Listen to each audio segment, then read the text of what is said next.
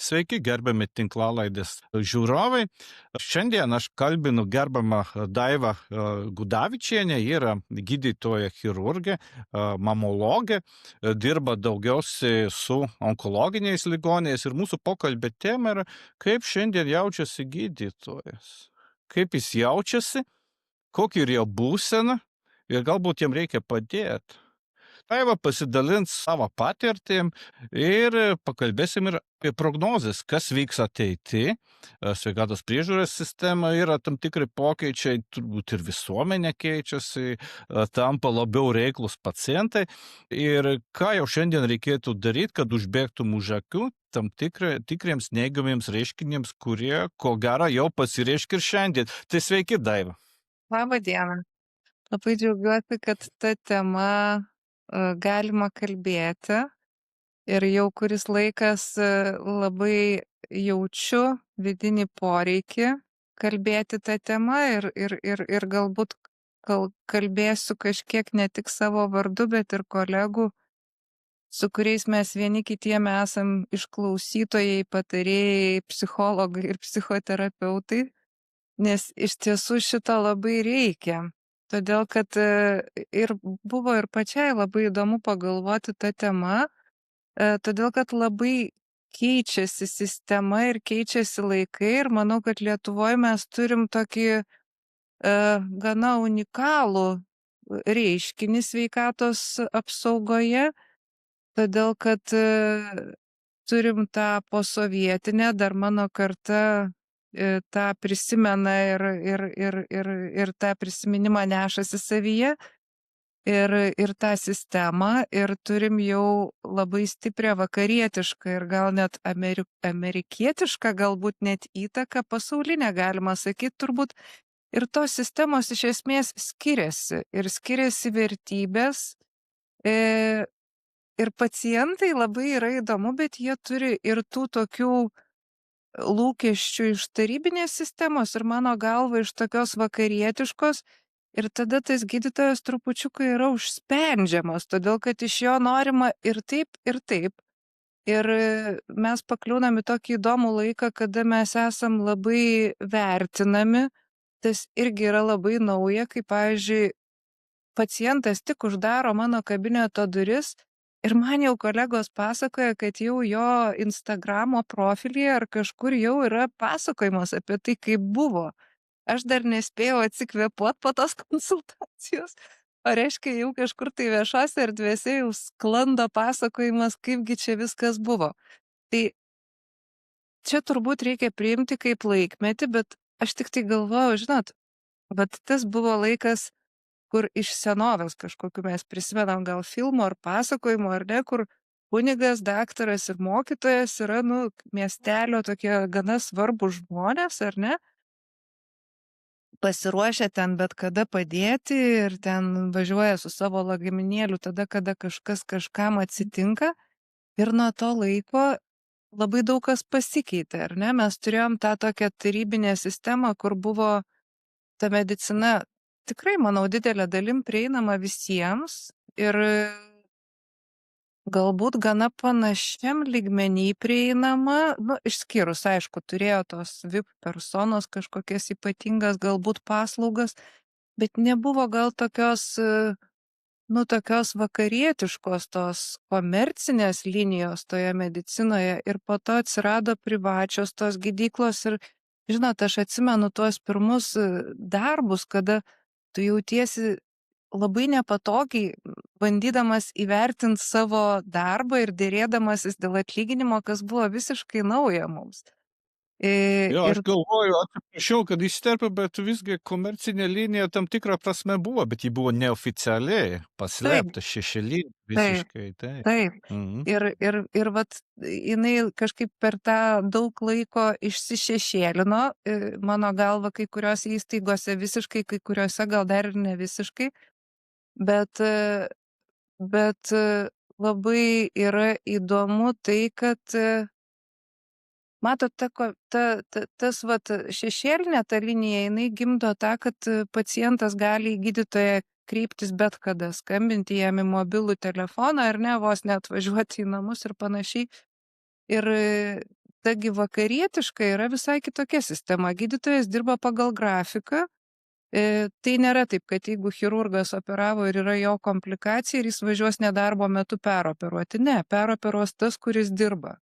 Tai yra gydytojai laikosi darbo grafiko ir dirba taip, nu, taip kaip pagal grafiką. Net yra griežtai reglamentuojamos darbo valandos ir tarkim Skandinavijoje žinau, kad ligoninės duris tiesiog neatsidaro su kortele, jeigu tu perdirbi daugiau valandų, negu galima jų perdirbti.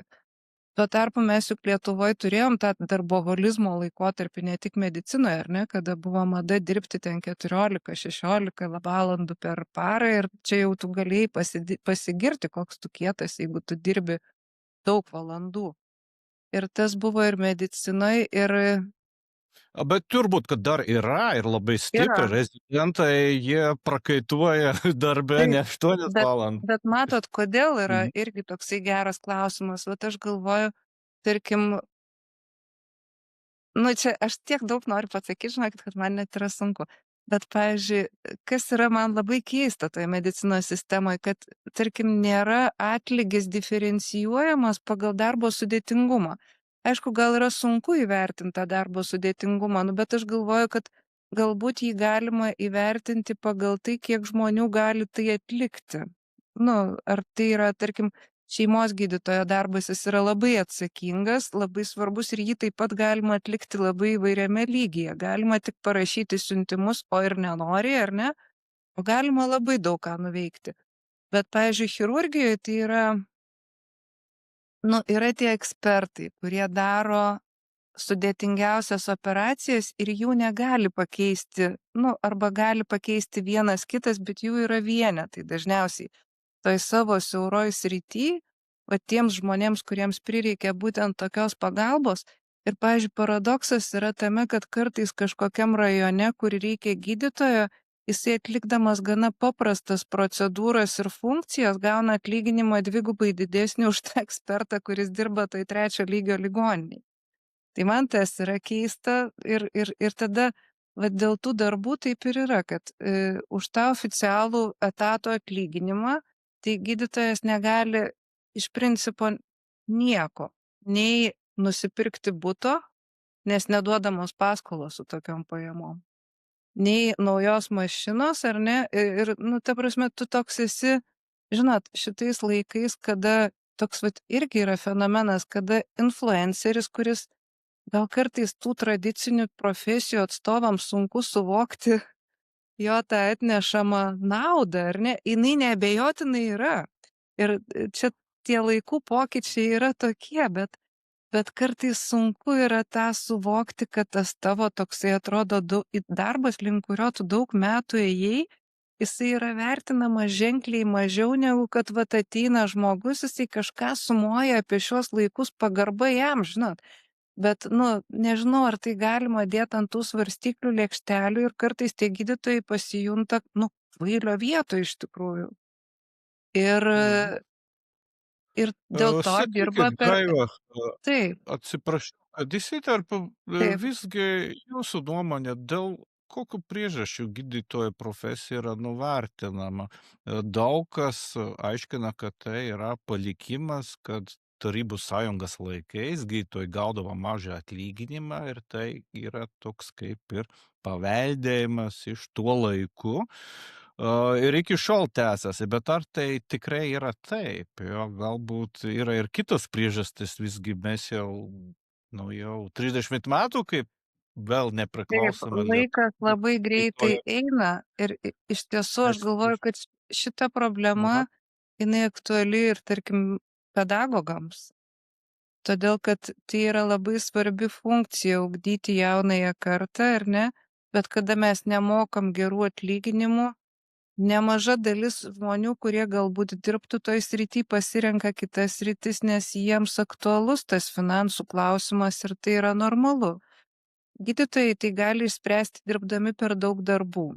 E, Dabar vėlgi atsižvelgiant į naujausių reformų projektus ir priimtus tuos modelius, klausimas, kiek ilgai tai bus ir tarkim, sveikatos apsaugos ministerija tikisi, kad grąžins iš privataus sektoriaus gydytojus į valstybinius, ar ne? Jeigu ten, nu, va dabar, kai yra priimamos tos nuostatos, kad jeigu žmogus kreipiasi į privačią, jis nebegalės grįžti į toliau tęsti gydymo valstybinėje, taip, už valstybės finansuojamus pinigus. Tai vėl, žinot, yra žmonių, kurie yra pasiėmę paskolas, galvodami, kad jie turės tą darbą privačiose klinikose. Ir dabar vėl yra šiek tiek sudrebinami jų tie pagrindai, nes neaišku, kaip viskas tas bus. Nu ir tada gaunasi, kad gydytojas dirba, dauguma mūsų dirba per 4-5 darbus. Tada tu tą atlyginimą gali pasidaryti jau normalų, su kuriuo galima jau nusipirkti ir namus, ir mašiną kažkokią, tai ar ne, ir vaikus galbūt išleisti į mokslus. Tada visuomenė mus tarkuoja, kad kaip čia mes nuėjom į komerciją, nes, pavyzdžiui, vien man labai įdomus va dabar tas konfliktas neurochirurgų santaros klinikose, ar ne, aš paskaitau komentarus, ką rašo žmonės po tais straipsniais. Ir yra labai daug rašoma apie tai, kad va patraukė daktarus pinigėlį, išėjo jie čia į privačią, metė vargšus pacientus ir taip toliau. Tai reiškia, tave judina morališkai, kaip tu čia pasielgiai, ar ne? Ir kaip ir smerkia už tai, kad tu turi tą finansinį interesą, bet šiais laikais visi turi finansinius interesus, ar ne? Ir kaip ir atrodytų, kad kaip ir tas nėra smerktina. Ir ta, tarkim, Hipokrato priesaika, vat aš ją susiradau. Žinokit, mes ją iš tikro sakėm, kai baigėm studijas, prieš pradėdami dirbti, mes visi ją turėjom pasakyti ir pasakėm. Ir kažkaip sako, nu vagi davė Hipokrato priesaiką. Tai vat, kas taip sako, paskaitykit tą priesaiką. Jis yra labai graži, kad aš gerbsiu savo mokytoją, kad niekuomet nepakenksiu savo žinomumo ribose, reiškia, ir kad rūpinsiuosi savimi, tarp kitko yra toksai punktas labai gražus, savo sveikata ir taip toliau. Ir ta priesaika, jinai niekur nesako, kad, nu, tu padėsi savo gyvenimo šitai profesijai visiškai, nes kad ir kaip man patinka mano profesija, man patinka ir mano gyvenimas, man patinka mano šeima, man svarbus mano artimi žmonės. Ir jeigu pacientas man skambina 8 vakaro pasakyti, kad jam metas pasitikrinti, nu aš nesidžiaugiu tuo skambučiu. Nes, tu tampi tokiu, atrodo, kur tavo atžvilgiu žmonės turi daug galimybių į tave kreiptis, bet kada savaitgalį, per šventes, nesvarbu. Ir tai nėra skubios situacijos, nes, medicinoje yra labai aišku, kada yra skubu, ten pūliavimas, karščiavimas, kraujavimas, viskas tas yra taip. Bet kur kreipiasi, kartais, pavyzdžiui, mes turim įdomiausių kreipimusi, kad kreipiasi žmogus ir sako, man pakilo spaudimas, bet aš negaliu susisiekti su savo šeimos gydytoju, gal jūs galit man padėti. Arba, tarkim, baigėsi kažkoks receptas ir žmogus kažkur neprisiskambina ir nepakliūna, nu tai ką, jisai tada bando susisiekti su tuo, su kuriuo jisai susiskambina. Arba su kuriuo gali susisiekti. Tai vat, tas toks gaunasi labai keistos moralinės tokios pinklės tarp tos komercijos ir nekomercijos. Ir kitas dalykas yra, aš manau, kad yra ir politika valstybės, kuri neskatina pagarbos gydytojui, yra labai madoj skundimosi ir vertinimo ir tas kreipimosi dėl žalos. Žinot, aš nesakau, kad nėra klaidų. Klaidų yra visuomet, yra netikėtų kažkokių posūkių į organizmo reakcijų, ko tik tai nori. Kitas dalykas, iš tiesų yra dalis, kur pacientai nesilaiko režimo ir dėl to kažkas įvyksta nepageidaujamai. Neskuba jie apie tai pasakoti, bet kartais, yra simptomai išdavikai, kurie išduoda arba, tarkim, aš esu sutikusi koncertuose moteris po ką tik atliktų operacijų krūtų srity, kurios audringais plojimais palydi joms patikusius numerius. Ir žinot, aš žiūriu ir galvoju, Dieve mano, juk šita moteris išoperuota prieš 2 dienas, kodėl jinai taip intensyviai ploja? Arba, pavyzdžiui, tu padarai operaciją, kur labai svarbu yra kraujotaka audinių. Ir ateina žmogus ir jo rūbai, jie aš žinau, kad yra rūkoma toje patalpoje, kur tas žmogus būna ir ten yra labai svarbus šitas momentas audinių mikrocirkuliacijai ir, žinot, pirmą kartą tu pasakai gražiai, antrą kartą jau pasakai griežčiau, o, trečią kartą jau apima neviltis ir tada tu sakai, taigi, žmogau, jeigu tu nepadarysi šito dėl savęs, aš negaliu padaryti stebuklo. Aš galiu pasistengti, bet stebuklo padaryti aš negaliu. Tai noriu pasakyti, kad pacientas taip pat turi jausti atsakomybę už savo sveikatą ir kartais galbūt tą gydytoją pasaugoti. Nes tarkim, jeigu ateina žmogus ir jis pasakoja visą įmanomą negatyvą, kaip jam buvo sunku užsiregistruoti, kaip ilgai jis laukė eilėje, mes tam prarandam kokias 5 minutės mano laiko, ar ne? Ir aš žinau, kad toj sistemoje yra skaudulių ir yra problemų, bet lygiai taip, nu, žinot, ne aš esu tas, kuris daro strategiją ir sprendžia, aš galiu kažką siūlyti, bet mano darbas, aš tai pasirinkau, yra kasdieninis gydytojo darbas, man patinka jį dirbti, bet, tam yra visa šita administracija, ministerija ir visi kiti dalykai, kurie sprendžia šitus sopulius, ar ne? Ir, bet kaip išklauso? Išklauso tas, pas kurį žmogus ateina. Ir tu tada toks jautiesi kaip ir kaltas, bet aš kažkada, žinot, sėdėjau vat ir galvoju, kiek reikėtų man konsultuoti, kad aš pakonsultuočiau visus, kurie nori pas mane pakliūti. Ir galvoju, tai tam turbūt neužtektų 24 valandų. Ir tas Turbūt jausmas reikia diferencijuot. reikia diferencijuot, tai ne visuomet yra lengva, nes taip gerai išdiferencijuot, tu gali, kai pamatai žmogų. Bet taip, kad jeigu tu nori kažkaip išgyventi ir normuotis tą darbo krūvį, tai tu turi diferencijuoti. Ir kitas dalykas, žinot, ta mintis, kad be tavęs jau nėra kas tą padarys, irgi yra neteisinga ir labai pavojinga tokia susireikšminimo prasme. Tai vat į tokias keistas pinklės mes pakliūnam per visą tą istorinį tokį ir organizacinį dalyką.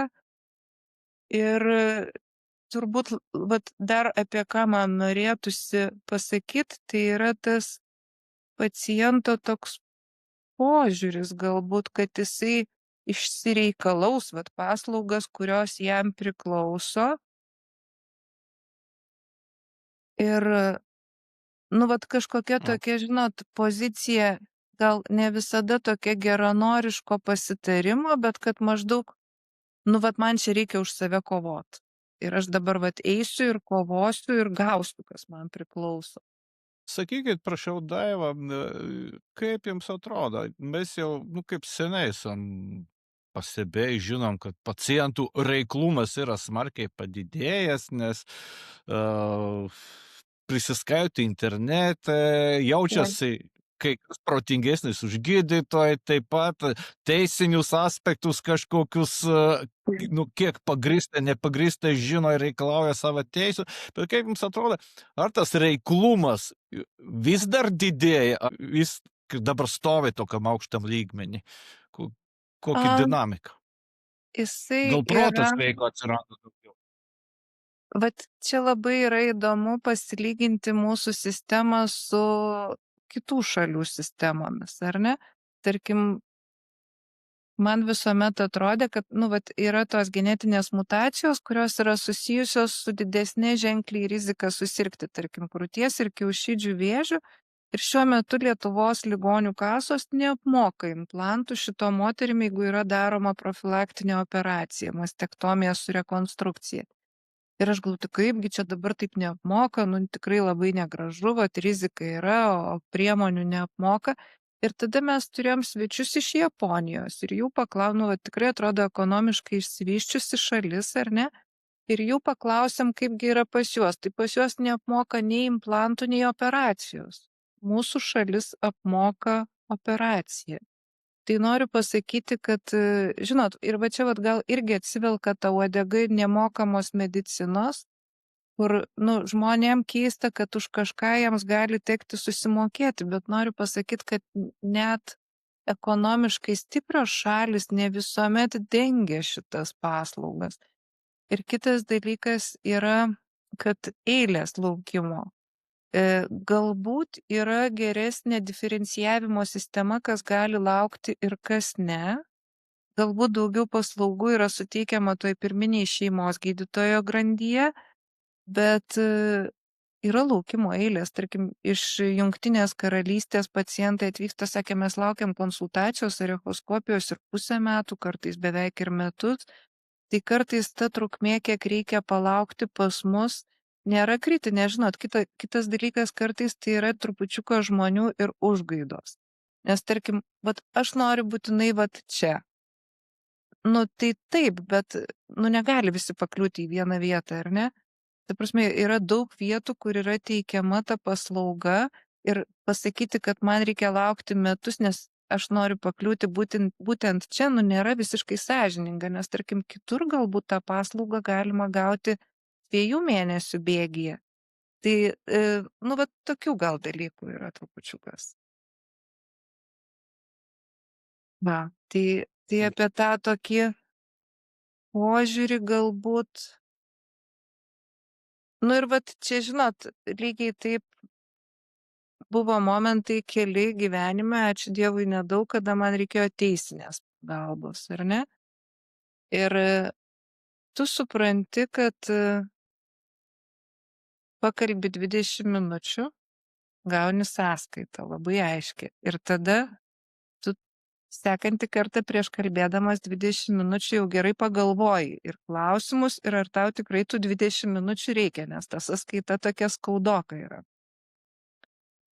Ir aš galvoju, kad tai, kad kažkieno darbas yra gerai apmokamas, iš karto keičia požiūrį į tavo darbą. Tai kalbant apie tai, ką reikėtų keisti, tai mano manimu valstybė neturės geros ateities, jeigu nesutvarkys švietimo sistemos efektyviai ir medicinos sistemos. Medicinos sistema, mano galva, kaip tokiai šaliai ekonomiškai, kaip yra Lietuva, veikia labai neblogai. Tik tiek, kad man trupučiuką neramu, ar ji nebus pagriauta. Todėl, kad dabar labai keistai, tarkim, onkologijoje mes irgi turim tuos rodiklius, ar ne? Kiek tu turi pakonsultuoti, kiek tu turi išoperuoti. Onkologinio paciento konsultacija ne visada yra emociškai, psichologiškai prognozuojama, kaip jinai pakryps. Mes sprendžiam labai daug klausimų. Sprendžiam klausimus kūno schemos, ar ne, jeigu, tarkim, reikia šalinti kažkokį organą, kaip jį pakeisti, kaip be jo gyventi, kaip užsimaskuoti, kaip spręsti tos klausimus. Sprendžiam darbingumo klausimus, sprendžiam prognozių klausimus. Kartais žmonėm reikia keisti darbą. Tarkim, krūties vėžys neretai paliečia jaunas moteris, sprendžiami vaisingumo klausimai. Ta konsultacija, jinai kartais užtrunka valandą, kartais norėtų užtrukti ir 2. Kartais jos reikia ne vienos, dažniausiai jos reikia ne vienos. Ir tą labai sunku įvertinti kokybės rodikliais. Jeigu mano darbą pradeda skaičiuoti, kiek aš padariau pirminių konsultacijų, ar ne, reiškia, nebeskaičiuojamas tas darbas, ar aš ją padariau gerai, ar tas žmogus išeidamas jau žinojo atsakymus bent į didžiąją dalį tų klausimų. Kitas dalykas, tarkim, radiologai, kurie susiduria, randami kažkokie pakitimai, ar ne, žmogus nieko nejaučia, atliekami tyrimai, randami pakitimai. Ir tai yra pirmas gydytojas, kuris pasako, žinot, pas jūs yra ten toks šešėlis, jį čia reikia patyrinėti, galbūt paimti biopsiją. Ir to žmogaus įtampa yra didžiulė. Jis pergalvoja turbūt viską, visus įmanomus scenarijus ir žmonės labai įvairiai tai išreiškia. Vieni tyli, bet tu jauti, kad jis, žinot, kaip sako, garsiai tyli, nes visa ta kūno kalba, jinai kalba apie didžiulį stresą, jis didžiuliam akim tave stebi ir visą tą tavo kažkokią aplinkinę kolektyvo reakcijas, viską, jisai skenuoja viską ir tai yra suprantama, žmogus pajaučia grėsmę savo kasdieniniam gyvenimui, ar ne?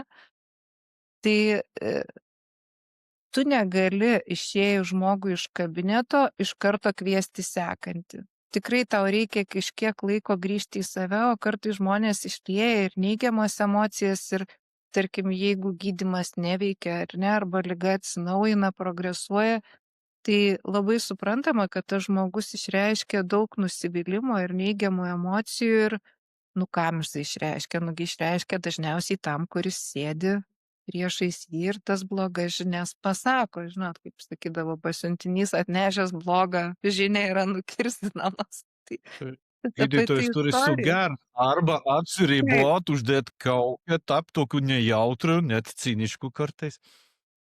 tai tas cinizmas, jisai taip, jisai yra, bet su tom kaukėm, žinot, turbūt jos vis tiek dažniausiai pramušamos.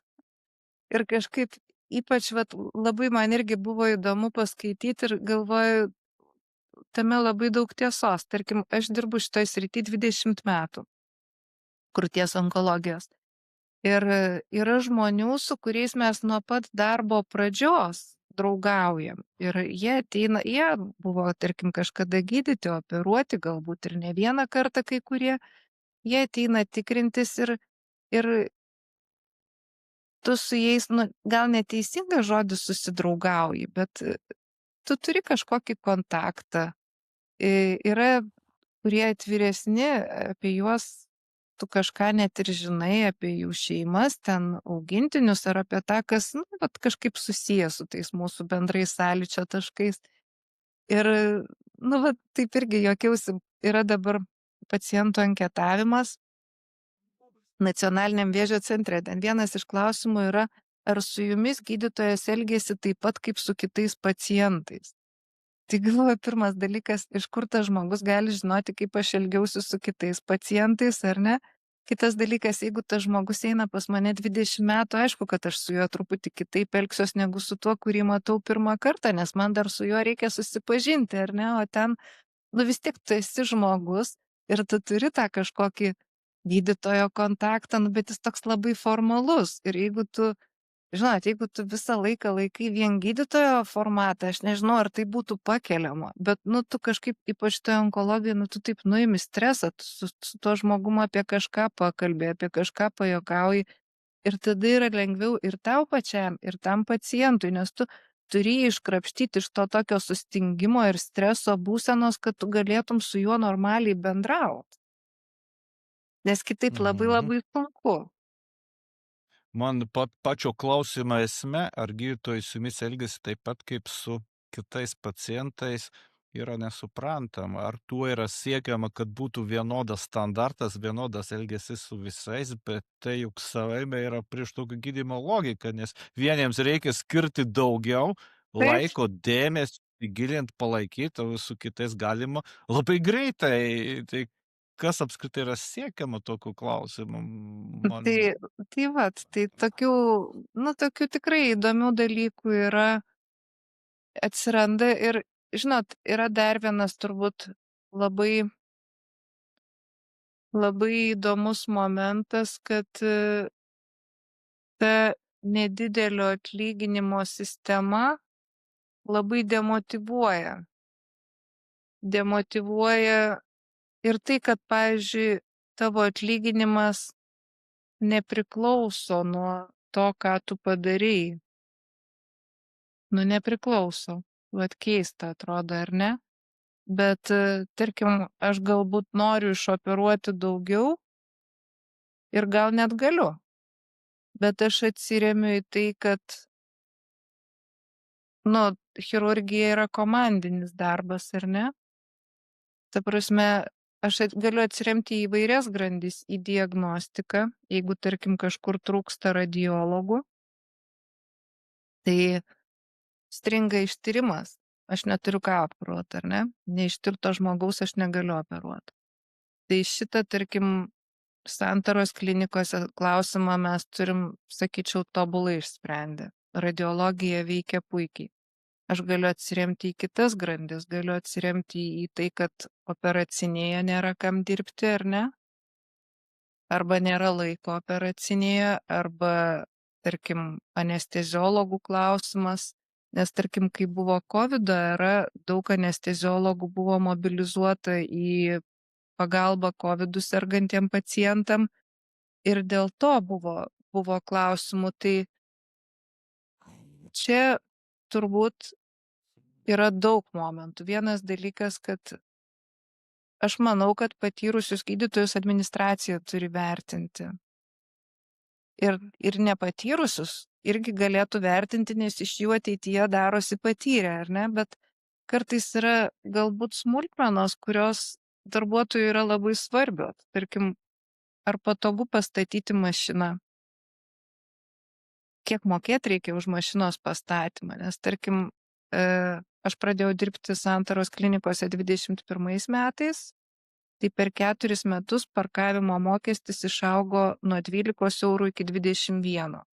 Atlyginimas tiek neaugo. Kitas Ar dalykas, gydytojai irgi turi mokėti už taip, parkavimą santaros taip, klinikos? taip, ir mums ir nerekomenduojama statyti mašinos pirmame aukšte, nes pirmas aukštas yra labiau pacientams. Tas galbūt suprantama, ne? Kažkas galbūt turi judėjimo negalią ir ten yra sudėtingiau, nu bet galima diskutuoti galbūt ir šitų klausimų. Reiškia, kitas dalykas, kur pavalgyti, ar ne? Kiek kainuoja tas pavalgyti. Nes, žinot, kai atlyginimas nesiekia 3000 eurų, tai, visi tie klausimai darosi labai aktualūs. Kitas dalykas, tarkim, mes pakalbamgi yra daug kursiokų, emigravusių, dirbančių kitose šalise, ar ne? Daugumoje vakarų Europos šalių yra kažkokie fondai tobulinimui. Tarkim, mano kursiokas dirba Šveicarijoje, tai jie gauna tam tikrą krepšelį ir pagal jį gali išsirinkti 5 tarptautinės konferencijas ir sudalyvauti juose. Ten apmokama viskas - kelionė, apsistojimas, nario mokestis ir taip toliau. Lietuvoje mes to neturim. Turim privalomus kursus antimikrobinio gydymo, pirmosios pagalbos. Už juos tu pats moki. Jie yra privalomi licenzijai pratęsti, už juos tu pats moki. Tarkim, Privačios klinikose dažnai darbdavys apmoka. ne visuomet. Tikrai ne Ne visuomet. visuomet. Ne visuomet. Ir tada, žinot, yra visi tie tokie momentai, kurie, kaip pasakyt, aš manau, kad labai gera mylėti savo darbovietę. Bet galbūt norėtųsi kažkokio ir iš tos darbovietės tokio pagalvojimo, ne vien įvertinti tą gydytoją, ar ne, išskaičiuoti jo kažkokius rodiklius ir pasakyti, kad tu gali daugiau, bet galbūt kalbėtis ir išgirsti. Tarkim, mes turim labai daug popierinio darbo ir aš galvoju, kad jeigu organizuoti efektyviau šitą darbą, tarkim, yra formų, kurios dubliuojasi, yra formų, kurių prasmės tu negali suvokti, nes, tu pildai kažkokius keistus klausimus, galbūt jeigu mums paaiškintų, mes su didesniu entuziazmu jas pildytume, bet, tarkim, aš galvoju, kad didelę dalį gydytojo darbo dienos struktūroje galėtų perimti kiti specialistai. Tarkim, atvejo vadybininkai gali suregistruoti pacientus tyrimams, išaiškinti, kaip tiems tyrimams pasiruošti, kur nueiti, nes dabar visą tai darau aš pati. Galbūt O kodėl atvejo vadybininkai nedaro? Jie užregistruoja pas mus, ta prasme, jie daro labai, labai gerą darbą, jie atrenka pacientus, kuriems reikalinga ta onkologinė pagalba, kurie pakliūna per žaliuosius koridorius ir tai yra tikrai puikia sistema, tik tai galbūt ne visi dar tuo naudojasi, ne visi gal žino, kad jinai tokia yra, bet jų darbas tikrai yra labai svarbus ir reikalingas, tik tiek, kad, žinot, jų yra per mažai tų vadybininkų, kad jie sureguliuotų visą tą srautą, nes, tarkim, Santaros klinikose tas srautas onkologinių pacientų tikrai yra didžiulis.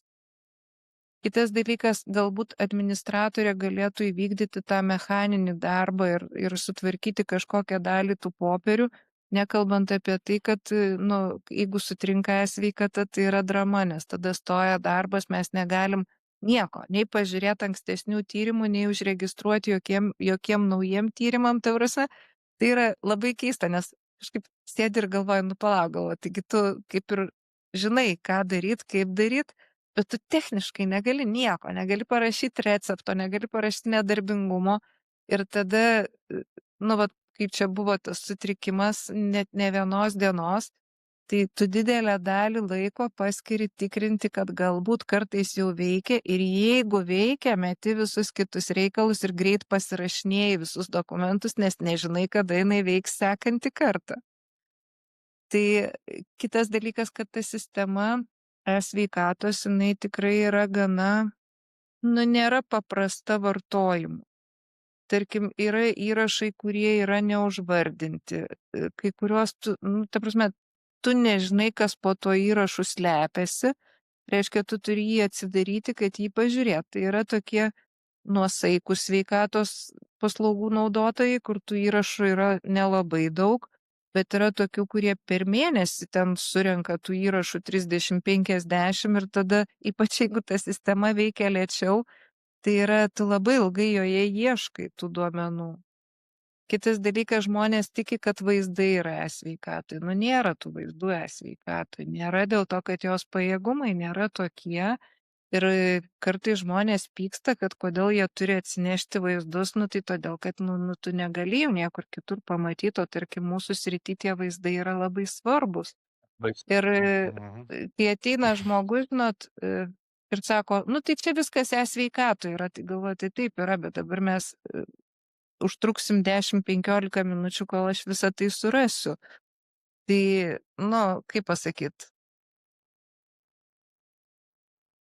jei žmogus būtų suinteresuotas turėti efektyvesnę konsultaciją, tai yra kaip jai pasiruošti. Tai yra, reikia turėti vaizdus, reikia žinoti savo šeimos paveldimumą, reikia žinoti, kada ir kokie tyrimai ir kurioje įstaigoje yra daryti ir tada mes daug greičiau ir konstruktyviau galėtume laiką praleisti, suplanuoti ir skirti tam, kas tikrai aktualu, nes kitu atveju, žinot, jeigu būna, nu, tie kontaktai būna įvairūs, vat vieno žmogus tu paklausi ir jis tau normaliai atsako. Kito, pavyzdžiui, paklausi, ar buvo šeimoje, kas sirgo krūties vėžiu ir tau sako, taip, ten senelio pusbrolis sirgo plaučių vėžiu. Galva, nu palauk. Na, ar tu girdėjai, ką aš klausiu?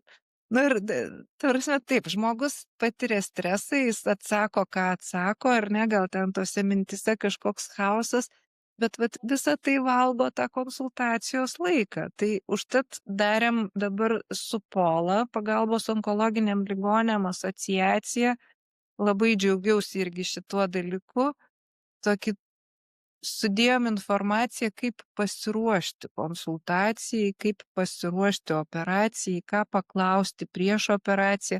Žinot, galima to laikytis, galima nesilaikyti. Bet ką jūs sakėt, kad apie tuos pacientų lūkesčius ir jų klausimus, tai aš galvoju, kai aš pradėjau dirbti prieš tuos 20 metų, ateina chirurgas pas pacientą ir sako, mes jums padarysim tokią operaciją. Pacientas sako, daktarėlė, aš jumis labai pasitikiu, darykit kaip išmanot, viskas. Dabar tu ateina žmogus, išsitraukia konsultaciją su dirbtiniu intelektu ir mes einam per visus įmanomus variantus, per tokius, kas kur kokioj šaly, kaip padaryta. Ir, žinot, net dirbant toj srity daug metų, googlinant ar žiūrint tą dirbtinio intelekto duomenis, yra netaip paprasta susigaudyti, nes ta liga labai heterogeniška kaip ir kitos turbūt. Ir tas, kas padaryta vienam žmogui ir tinka vienam žmogui, nu visai nebūtinai tinka kitam žmogui. Ir tada mes vat einam per visus tuos punktus ir noriu pasakyti, kad vienas dalykas, labai pridaugėjo tyrimų, mes turim daug didesnės ištyrimo galimybės. Atsirado tos tulpelinės biopsijos. Taip, bet tik tai, žinot, nu, vat, tuos visus tyrimus reikia suvesti, nes yra, čia irgi tokia įdomi tema, reiškia, yra tie specialistai, kurie specializuojasi tokiuose labai, va, tuose siauruose tyrimuose. yra padaromas vienas tyrimas, kitas tyrimas, trečias, neretai jie šiek tiek prieštarauja vienas kitam, arba bent jau, nu, ne visada taip jau tiksliai susiveda. Ir tada kažkas turi juos visus sugretinti ir pasakyti, tai ką dabar daryti. Nes, nu, kažką reikia padaryti, ar ne? Tai, vat, kas gal šitas va toks irgi, kad tų, kurie gali susintetinti ir suvesti visus tuos tyrimus ir pasakyti, tai ką, nu tai ką, chirurgui, žinot, jisai klausia radiologų, nu tai ką darom. Tai vat, nu čia vat yra tas aukščiausias lygis, yra tie žmonės, kurie gali susintetinti tuos tyrimus ir pasakyti, kas yra ir ką darom. Jauni gydytojai, rezidentai, ką tik Taip, baigia rezidentūrą, ateina, nu, kaip į savarankišką jau plaukiojimo taip, medicinos sferą, jau nuo įtraukas priklauso. Kuo jie skiriasi nuo jūsų? jo. Kokie būtų tas skirtumas? Jų reiklumas didesnis, ar jie lojalesni? Vat, ką jūs pastebite? Žinokit, mano supratimu jie labai skiriasi, bet čia aš galvoju, kad Mhm. galbūt yra, žinot, kaip močiutės sakydavo, kad kokią muziką dabar jaunimas klauso.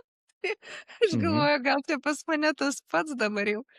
Bet Jo, bet tai tuomet ir kokie yra iššūkiai tuomet dirbt su jaunais gydytojais ir tuo pat iššūkiai ir vadovams su jais taip, dirbant, išlaikant, motyvuojant. aiškiai, vienas dalykas yra tas, kad aš tą pastebiu ir ant savo vaikų, kad jie neturi besąlygiškos pagarbos žmogui vien dėl to, kad jis vyresnis. Mus vis tik Mhm. auklėjo taip, kad mes, nu, retai ginčydavomės su Ir vyresniais. tame irgi yra pliusas, nors yra Taip, minusas yra, kažkiek, bet yra neabejotinai yra, pliusas. nes aš galvoju, kad aš labai daug kvailų dalykų pridariau nesiginčydama ir neprieštaraudama. Ir labai Aha. gerbiu jaunimą už tai, kad jie pasako, jie nori dirbti pagal darbo grafiką. Tarkim, aš kai pradėjau rezidentūrą, tai tokios savokos kaip chirurgo darbo grafikas nebuvo. Ir aš jos ir dabar nesilaikau. Iš tikrųjų, nes jeigu jos laikytis, tu labai, nu, apriboji galimybės arba labai užspaudi administratorių, nes operacija gali užtrukti, tu tiksliai negali nusakyti jos trukmės. Kitas dalykas, aš vis dar stengiuosi operuoti savo pacientus, jeigu jiems nutiko kažkokia komplikacija ir nebūtinai tai nutinka darbo metu. Jaunimas yra, mano galva, mažiau prisirišantis prie to paciento, jis daugiau yra provakarietiškas. E, Man gal keista yra matyti, kad tarkim, yra plastinė rekonstrukcinė chirurgija, ar ne? Jos karūna yra mikrochirurginiai lopai, rekonstrukcijos perkeliant audinius iš vienos vietos į kitą vietą. Ir mano kartoj nebuvo jokio chirurgo, kuris nesvajotų padaryti šitą operaciją. Link jos kelias yra labai ilgas, tu asistuoji, po to pradedi atlikti etapus, po to tie etapai tampa vis atsakingesni, nu ir kažkada ateina ta diena, kada jau tu gauni padaryti tą operaciją. Dabar, mano galva, jaunoji karta daugiau žiūri, kas apsimoka, kas neapsimoka. Ta didžioji sunkioji chirurgija, jinai neapsimoka chirurgui, nes tu užgaišti visą dieną, tas rezultatas toks būna. Nu, ne visada, žinot, ir žmogus tuo džiaugiasi, nes jis nežino, kokios yra alternatyvos. Tarkim, jeigu tu išgelbėjai tą koją, jinai galbūt neatrodo labai daili, bet žmogus gal nemasto taip, kad alternatyva yra ta, kad jis tos kojos galėjo ir neturėti. Tai jis gal žiūri, kad jinai nelabai daili. Nu, va tokie gal momentai, tai ta jaunoji karta, jinai kitokia, jinai yra žavi. Aš manau, kad jinai gerokai pakeis ir pagyvins medicinos veidą ir administratorių laukia iš tiesų nelengvos dienos. Todėl, kad jie yra pasaulio piliečiai. Jeigu jie neras Lietuvoje, jie dirbs kažkur kitur. Ir, žinot, vat, kaip pasakyti, čia aš dar atsimenu tuos tarybinius laikus, ar ne, kai žmonės gauna butą, nudirba visą gyvenimą vienam darbe. Nu ir čia toks skaitosi laimingas gyvenimas, ar ne? Nu taip, nu juk taip buvo ir galvoju, dabar laikai labai yra pasikeitę. Tas tikrai pasaulis yra gerokai išplatėjęs, galimybių yra labai daug.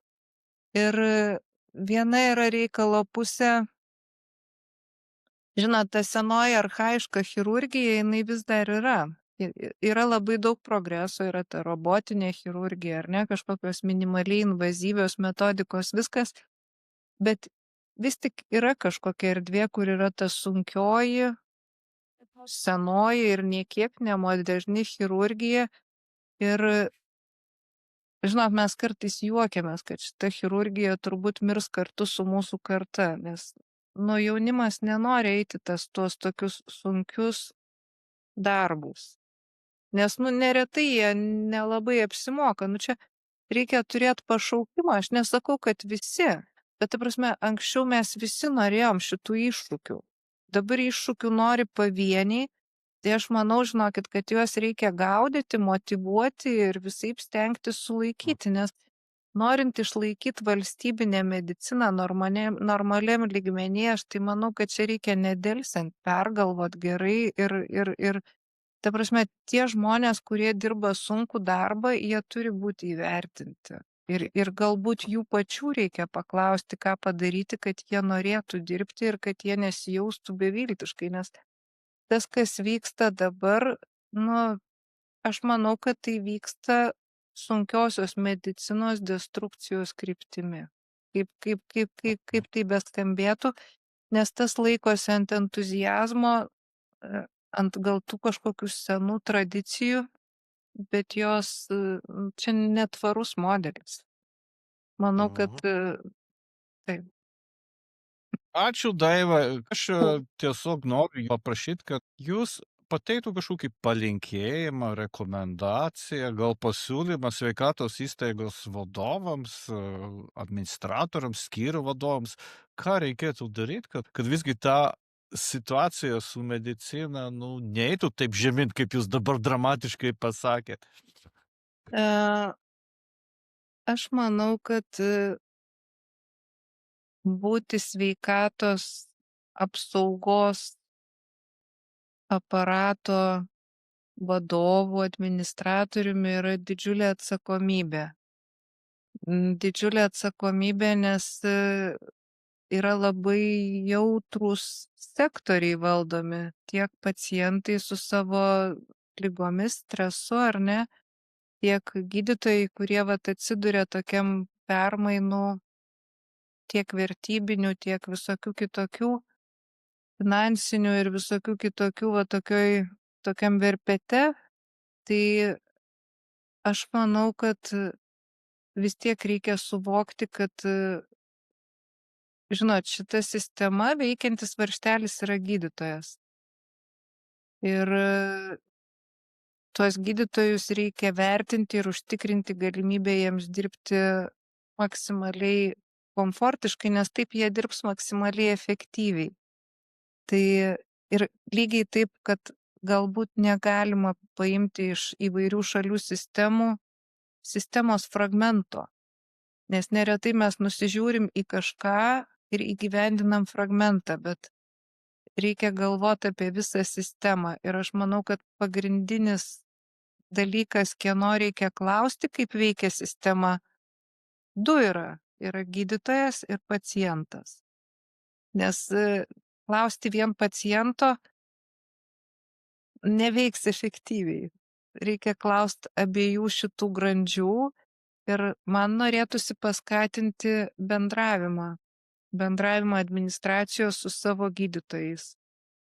Ir jo, aš manau, kad iš tikrųjų tuos gydytojus reikia vertinti, galbūt permastyti. Aišku, kad šitoj geopolitiniai situacijai, kada mes kalbam apie išorinės grėsmės, karą ir visą kitą, vėlgi galima sakyti, kad tai yra nelaikas apie tai kalbėti, bet žinot, šita situacija jinai užtruko, kiek jinai dar užtruks ir į kurią pusę rutuliosis neaišku, bet jeigu mes tai nėra pasiteisinimas nespręst problemų, ar ne? Ta prasme, yra dalykų, kuriuos mes tikrai galim išspręsti. Ir va to ir norisi palinkėti. Labiausiai norisi palinkėti, kad nesijaustų supriešinimas tarp paciento gydytojo, tarp gydytojo ir administracijos ir kad vis tik tai medicinoje nepamirštumėm, kad nu, vis tiek mūsų tikslas yra padėti pacientui, ar ne? Ir padėti mes turėtumėm kuo efektyviau. O tam, kad padėti efektyviai, turi gerai veikti visi varžtai. Tai ačiū, kad Tikrai mane taip. tą temą pakalbinot. Labai smagu, Jo, džiaugiuosi. ačiū labai Daivai, kad gydytojas jaustųsi, kad jis yra vertinamas, jį tiesiog reikia vertinti visų pirma iš Turbūt. vadovybės administracijos ir tuomet, jeigu gydytojas jaučiasi, kad jis yra vertinimas ir pacientai labiau jį vertins, taip jau yra. Taip, taip. Žmonės nevertina tai, kas jiem labai lengvai gaunasi ir čia irgi, kaip jau mes pokalbio pradžioj kalbėjom, kai yra nemokamai gauni ir nevertini ir turbūt, kad kažkiek komercinis Kiek tiesos aspektas tame irgi yra yra. neįvertintas. Taip, taip. Jo, taip yra. Tai ačiū, linkiu Ačiū. sėkmės visiems, linkiu geros vadybos ir vertingą, gerą, tinkamą požiūrį, dialogo ir bendravimą. Ačiū. Ačiū.